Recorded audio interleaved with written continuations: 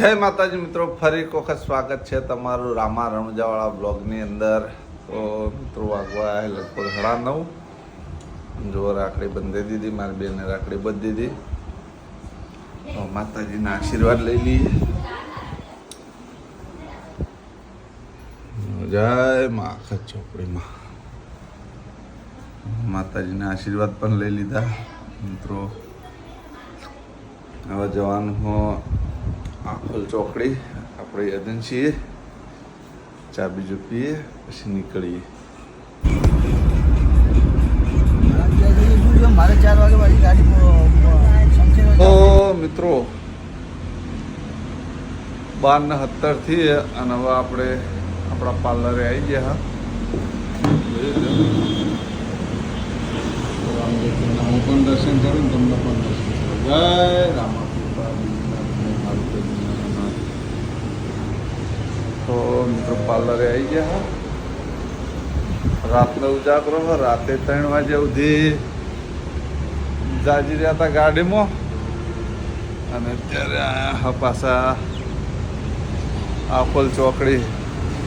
તો મિત્રો આજ તો ચોઈ ગયા નહીં ચાનું વેચાણ કરવા, ચમકે પાર્લરમાં બેસી રહ્યા. અને 6 ને 4 થી જોઈ લો જવું હોય વડાવળ. 11:30 વાગ્યાના લગભગ આટલા આવ્યા હતા અને આટલા પાર્લરે બેસી રહ્યા. ચમકા તો રક્ષાબંધન હતી એટલે કોઈ જગ્યાએ ચા આપવા જઈએ તો કોઈ હાજર હોય, કોઈ હાજર ના બી હોય. કાલે જોઈએ વિચાર છે જવાનો, આ બાજુનો રૂટ મારવાનો. ચેડાન, વિઠોદન, બળદ, ધનપુરા જે બાજુ અમે રૂટ મારીએ છીએ એ રૂટ મારવાની ઈચ્છા છે કાલે. તો કાલે રિક્ષા લઈ અને એ બાજુ રૂટમાં જાઉં. આજ તો બ્લોકમાં ચમક ક્યારથી હેડ્યા હોય ઓયથી કોઈ જ્યાં નહીં, એટલે મિત્રો બ્લોકમાં કશું નવું લાયા નહીં.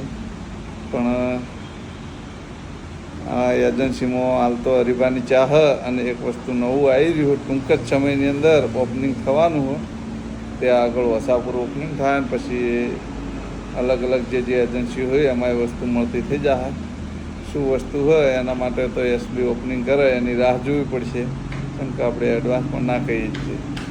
આ તો પાર્લરે ટાઈમ કાઢ્યો હોય. રક્ષાબંધન હતી તો બી પાર્લર ખુલ્લું જ રાખ્યું. મારા તો ગરાગી એવી સારી હતી. મળીએ વડાવા જઈએ ત્યારે બગા આવે રાતનો ઉજાગરો હતો. મિત્રો આ બાજુ આવી ગયો અમારો માછે, મને લેવા ઓલે એક વડાવાનો કોઈ ભાઈ હતો યાર, એને કોમેન્ટ મારી હતી. વડાવાનો કોઈ કોમેન્ટ અંદર લખાય ભાઈ ઓળખતો હોય. આપણે પણ ભાવતો નહીં, ભાડા તો ભૂવા રાખવા ખબર ખરી ગાય હોય આવો. તો મિત્રો મારા માછે લેવા ઓલે આવી જાય, પણ અમારે જીતુજીને પહેલાં ખાવા મોકલે કેમ કે અમે ઘરથી જાઓ સીધા વડાવા 8:38 છે.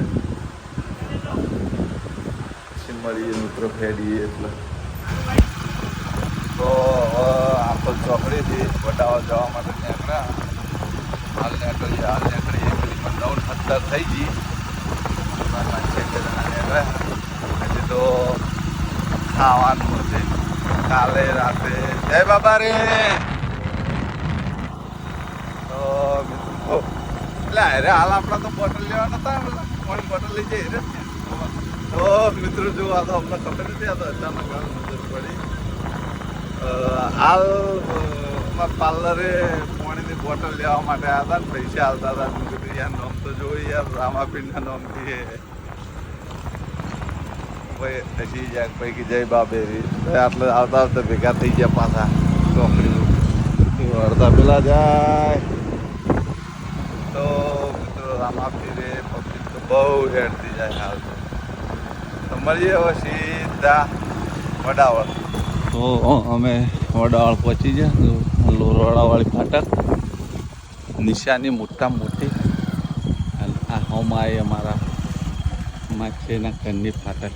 નાનો ચપકલાનો મોટો ખરો ખોલો તો વાંચજો. જવા દો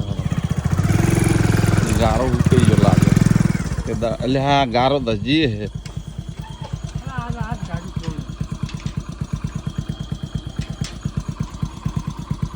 વાંકવાનો વખો લાવવાના વખાઈ ગયો વખો નહીં આવે ના તો મિત્રો ગારો થઈ ગયો છે ચોમાસાનો વખો આવું આવ્યું મગફળી છે એટલું હા ગારામાં પગ પડ્યો નેટ ને હોટલ પગ ધોઈને આવ્યા સારા ન્યાદમાં મગફળી છે ને ન્યાદમાં બહુ લીધી અમુક કર દેખાય હવે જમવાનું હોય જઈને જમી લઈએ પછી તો મિત્રો આજ પૂનમ છે ને પૂનમના ચાંદા મામા ઉગી જાય જુઓ અને અમે અમારા અડધી રાતે બ્લોગ પૂરો કરવા ઓલે કરીને કોઈક કન્ટેન ગોતી રહ્યા હતા કન્ટેન મળી ગયું જોઈ લો જ્યાં વાયરિંગ અધૂરું હોય આખો કર બતાવું જો આ અમારા માછીનું કર છે બે કર છે એક આ બાજુ ને એક આ બાજુ આપણે કરની લાઈટો કરો તો મિત્રો આમ તો બ્લોગ અધૂરો હોય તો પાર્લરે પૂરો થઈ જાય ગમે એ કરતાં દિલીપને બધા ભેગા થઈ જતો પણ આજે પૂરો થાય એમ નહોતો એટલે રાતે જો કેટલા વાગે કન્ટેન્ટ ગોત્યું 11:28 છે આ ઘર હમણાં નવું જ બનાવ્યું હોય તો આપણે આખા ઘરની ટૂર આપી દઈએ મિત્રો આ શું કિચન જોઈ લો આ છે મિત્રો કિચન આ રહ્યું આ રહ્યો વોલ છે મિત્રો આ પડી બાજરીની બોરીઓ છે ને એની બાજરીની બોરીઓ લાઇટિંગ કર્યું આટલું આ અમારા માછીના પોણિયાએ કર્યું આખું વાયરિંગ જો ઘરમાં અમારા ખાટલા અમારા માછીના ઘેર ઠેઠથી નહીં ખૂટતા નહીં આ રહ્યો બેડરૂમ ને હા તે ગેલેરી આખી મિત્રો કોકના કોક બંગલ રૂમ હજી અતુરું જો વાયરિંગ આટલે શું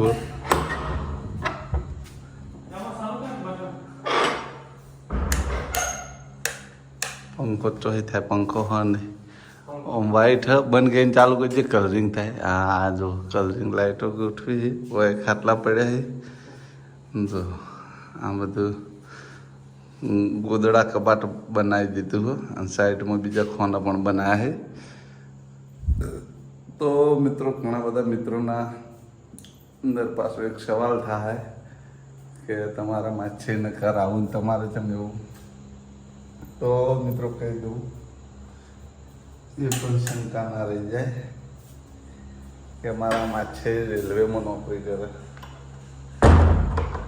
આટલું ઘર બનાવતા મિત્રો તરત કોઈ તત્કાલ નહીં બની ગયું બહુ સંઘર્ષ કર્યો સંઘર્ષ એટલે લગભગ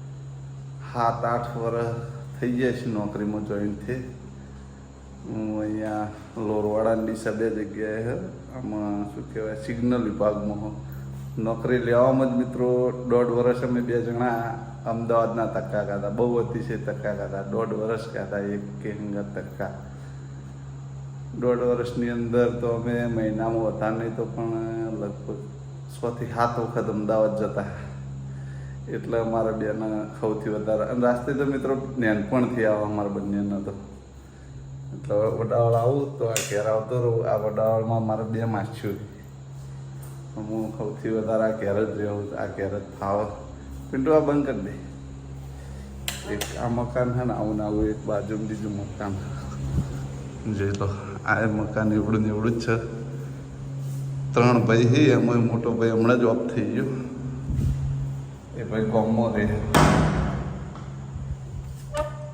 જો એવું ને એવું સેમ ટુ સેમ 2 ભાઈ હોય બોર ઉપર રહી એક ભાઈ ગામમાં રહેતો હતો 6-7 મહિના થયા અમારા માસીનું પાણી મોટો ઓફ થઈ ગયો એક દિવસ ત્યાં ઘેર જાઉં તો બ્લોગ બનાવશું આ બંધ કરી લાઈટો આવી આ બંધ કરી દે બધું જરૂરી તો મિત્રો આથી ઘરની આખી ટૂર આલી દીધી. બહુ મહેનત લાગી મિત્રો આટલું ઘર બનાવવામાં. બાકી હોમમાં સાપરું જ થતું હોય દેખાય જ. હા બંધ તે ઘર તો હજુ અમારી પથારી એટલે અમારા બે ભાઈની પાછળ કુલર ચાલુ છે તો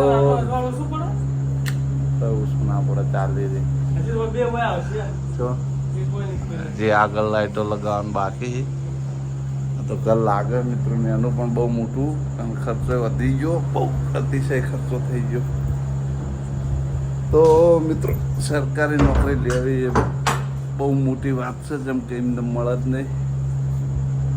બહુ સંઘર્ષ કરવો પડે. અનંતનાર મહાના બદલામ લાજી અમારે મારા ભાઈને નોકરી લાજી જી.